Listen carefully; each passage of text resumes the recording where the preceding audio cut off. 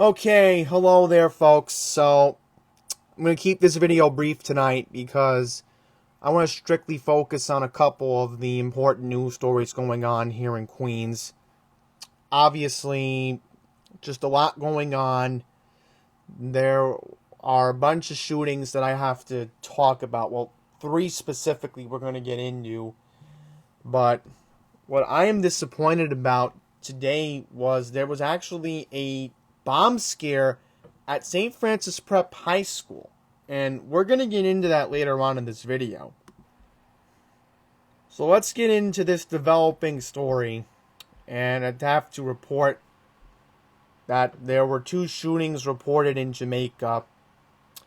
This one that just happened tonight happened to be fatal. So let's read this from AM New York. Police are investigating a shooting that happened at the Jamaica Center Parsons Archer Station. So this happened at 4:30 earlier this afternoon. So, right at the height of rush hour. Officers found a 24-year-old man in the mezzanine level with a gunshot wound to his chest. So, this happened right where the E train is. I know exactly where that is at Parsons and Archer. The victim, who has not been identified due to federal HIPAA law, was taken to New York City Health Jamaica Hospital, where he was pronounced just dead after 5 p.m. During an evening press conference taking place at the scene of the crime, NYPD Transit Chief Jason Wilcox, who earlier today was at 2 Broadway attending the New York City Transit Committee meeting in Lower Manhattan, revealed that the incident began with a verbal argument near the MTA booth that escalated into a brawl. Chief Wilcox said the suspect approached him and engaged the victim in a verbal dispute that quickly turned physical. During the course of the fight, the suspect pulled out a firearm and fired several rounds which struck the victim in the torso. So we have 5 confirmed shots. And of course we're looking at surveillance cameras. Oh, funny enough, that's the talk of the day today. After what happened 2 weeks ago in Brooklyn. Oh boy, you cannot make this stuff up. Now I will mention that Channel 1 actually did a very good job covering this. In fact, they actually lit up the 10 p.m. newscast. They actually spent about 3.5 minutes covering it. In fact, Dan Rivoli was even at Jamaica tonight. So trust me, this was a very big deal. Very big deal. Alright, now we're going to go to the second incident in Jamaica. So let's see where this happened in Jamaica. Oh, look at this! It happened yesterday morning. 3:45 a.m. So this was a Saturday night transition into Sunday morning story. So this happened right by the 7-Eleven. I'm telling you, even Jamaica Estates is vulnerable. I mean, you have those nice houses on Home Lawn Street, but that doesn't surprise me. So here we go. According to law enforcement sources, the 37-year-old man took a bullet to his neck as a result of a dispute that broke out at a bar near the intersection. It is not clear whether he was the intended target. Yeah, I might know where the bar is, but I don't want to speculate that because, again, it's late, and I want to get ready to head out to Long Island tomorrow. So, officers from the 107 precinct responded to the scene. EMS rushed the victim to Jamaica Hospital, where he is listed in critical condition. So, there is an ongoing investigation. No arrests have been made, so...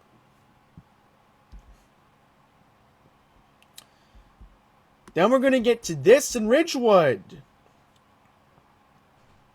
Here we go. 28-year-old man recovering after being shot during a dispute on a Queen Street early Saturday morning. The shooting happened at about 4:02 a.m. on April 23rd in front of a home on the 1000 block of Cypress Avenue off Summerfield Street in Ridgewood. According to law enforcement sources, the man got into a dispute with the suspect outside the location. The argument quickly turned violent when the perpetrator pulled out a firearm and opened fire. The suspect then fled the scene. So, I pretty much know where this is. This is actually close to where the borderline where Bushwick is. Officers from the 104th Precinct responded to the incident. The victim was taken to Brookdale Hospital where he was listed in stable condition. So, obviously, a lot of stories that Channel 1 did not cover as usual. And then there was this, which barely anybody covered today. I had to find this out when I was at work. Yeah. So here we go. Possible bomb threat prompted the evacuation of a Queens Catholic school today. The threat was unfounded, police told News Nation from the 107 precinct. No devices were found by the school, and an all-clear alert was issued at 1:10 p.m. Originally, police from the 107 precinct were called to St. Francis Preparatory School in Fresh Meadows at the corner of Horace Harding Expressway and Francis Lewis Boulevard for a report of a possible bomb threat. Students were evacuated as police investigated the threat. Video from outside the school showed students milling around the sidewalk. The NYPD tweeted that drivers should avoid the area due to traffic. So, funny enough, I literally was at that intersection an hour before the police were in that area. Go figure that out. And, thankfully when I found this out, I literally texted my mom to tell my father to avoid Horace Harding Expressway. And thankfully, when my dad picked me up, he told me, well, I never take Horace Harding in the afternoon because of all the traffic at the school anyway. So, I'm glad my dad detoured and took 58th Avenue today, because that would have taken longer. And funny enough, I actually saw a broken down Lexus IS 350 in the right lane on 188th and Horace today. Not make this stuff up, it actually backed up traffic on Horace Harding for a bit. Alright, so obviously this got ignored today. But this has been getting a lot of coverage if you haven't been hearing. A firefighter who was from Breezy Point, Queens, died yesterday battling a house fire in Brooklyn. And in this fire, an autistic male was killed in the collapse of the building. So, firefighter Timothy Klein was killed in the line of duty as he battled a 3-alarm fire in Canarsie, Brooklyn yesterday afternoon. So, this firefighter was from Engine 257 Ladder Company 70. So, they called him Canarsie Kid. Interesting name.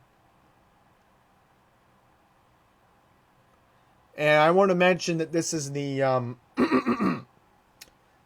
second firefighter to die in the line of duty this year. I will just want to mention that. Let's see. So I'm trying to see if they have any... Hang on here. Let me see if I can find something. Where are the other... Because usually the Courier has something on here. Nope, I guess they don't. Here it is, Brooklyn Paper.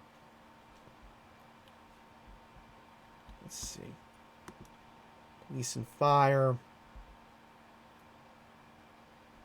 Yeah, here we go. So this is what I was looking for. Oh, you gotta be kidding me. There's actually another fire that the media ignored. Do not make this stuff up. Okay, I'll read that one. So let's see if they have any information. Yes, this was 108-26 Avenue N in Canarsie. Yes, so it says that a 21-year-old autistic male was dead. So just very, very unfortunate that we had 2 fatal deaths in this house fire in Brooklyn. So all we know right now is the marshal is investigating this. And I know earlier today that there was a procession for the firefighter, taking him to the funeral home. Okay, let me read this one. And okay, here we go. Two-alarm Brooklyn fire leaves 2 firefighters and a resident injured. So where did this happen? In Borough Park. Okay, 4300 block of 10th Avenue. So it was a 2-alarm... Yeah, here we go. I think it was a 2-alarm fire, if I'm correct. Yeah, 2-alarm. Okay. 125 firefighters responded to this. So, fire took under an hour to contain. So you gotta understand, I mean, this has been a very tough couple of days for the FDNY. So this happened at 9:10 p.m. on April 22nd. So this happened on Friday.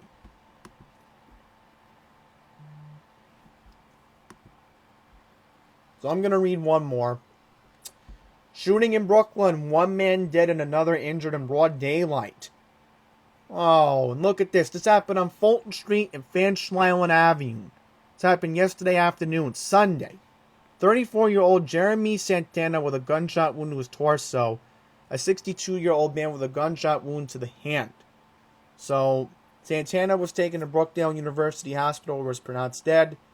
Thankfully, the good news is the 62-year-old victim is expected to recover. So, believe it or not, there is a 911 tape available, but the NYPD do not want to release it at this time. But according to an NYPD source who obtained the 911 tape, an unidentified individual discharged the firearm multiple times, striking both victims. The suspect then fled the scene on a 2-wheel vehicle. No arrest, ongoing investigation. So, obviously, I'm assuming they want to keep the 911 tape under wraps for the privacy and to give their proper respect to 38-year-old Jeremy Santana, who now the family has to plan his funeral, of course, but just a very, very unfortunate circumstance. And let's check Channel 1's website to wrap up this video and see what they are up to tonight. Let's see. Because you're not going to see Dan Rivoli on the website tonight. No! You're going to have politics! Channel 1, you really have your priorities really messed up. Not even a video. But yet, they did a good job covering it at 10 o'clock tonight. Go figure that out. So, I think I'm done. Because again, I'm going to Long Island tomorrow morning. I'm basically done talking for tonight. So, that's pretty much going to wrap this up. Thank you for watching.